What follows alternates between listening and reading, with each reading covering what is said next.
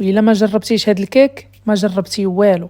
كيكه بالشوكولاط والقهوه من اروع ما يكون، كتجي لذيذه بزاف، الطريقه ديالها سهله وبسيطه، وحتى المقادير ديالها راه بساط. تبعي معايا الطريقه ديال الفيديو كامل، وإلا عجبك الفيديو ما تنسيش تخلي لي قليب وتبارطاجي الفيديو مع الحباب. اول حاجه غادي نحضروا الكيك، غادي نحتاجوا فيها بيضه وحده، 3 المعالق ديال السنيده، نص كاس ديال الزيت، وكاس لاروب ديال الحليب. غادي نضيف 3 المعالق ديال الكاكاو المر، وغادي نضيف 1 فاني، وخماره ونص ديال الحلويات، وكاس ديال الدقيق. غادي نخلط هادشي مزيان بالطراب اليدوي.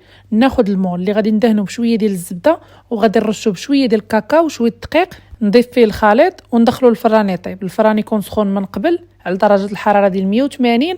قبل ما كندخلو المول كيكون سخون، كنكونوا مشعلين الفوق والتحت. ملي كندخلو ليه المول ديال الكيكه كنطفيو الفوق وكنخليوه لتحت حتى كطيب لينا، ما كنشعلوش على نهائيا من الفوق. من بعد ما كطيب الكيك كنقلبها، كندير واحد الموس وكنحاول انني نحيد داك الدقيق اللي كيكون لاصق فيها من التحت، وكنرجع ليها الاطار ديال المول.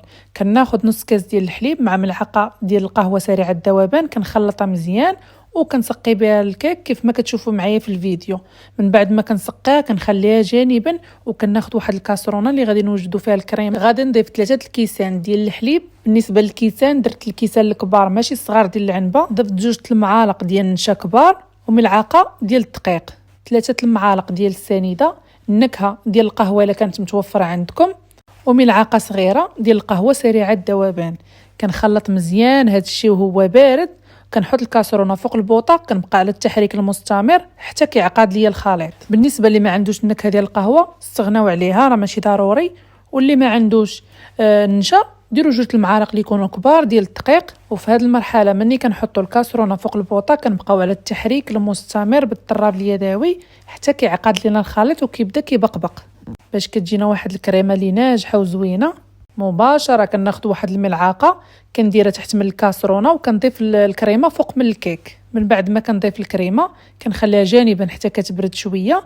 والطبقه الاخيره كنضيف فيها نص كاس ديال السنيده، نص كاس ديال الحليب، ونص كاس ديال الزيت. بالنسبه لهذا الكاس راه غير صغير، راه ماشي ديال العنبه. بالنسبه للقياس اللي كديروا ديال الزيت والسنيده والحليب كيكونوا قد كنزيدوا عليهم ملعقه ونص ديال الكاكاو، كنطحنوه حتى كيتشكل لينا على شكل كريمه. راه كيجي عاقد وزوين البنات. كنبسطوه بواحد الملعقه فوق الطبقه ديال الكريمه، وكنغطيوها بالسلوفان وكندخلوها للمجمد واحد الساعه حتى كتبرد مزيان. وهالكيكه ديالنا واجده، جربوها راه كتجي زوينه ولذيذه، وانا اكيده الا جربتوها غادا تنال الاعجاب ديالكم. وإلا عجبكم الفيديو ما تبخلوش عليا بقليب وتبارطاجيو هذا الفيديو مع الحباب والصحاب باش تعم الفائده للجميع. ودائما خليوا لي كومونتير ديالكم وقولوا لي كيفاش جاتكم هذا الكيك.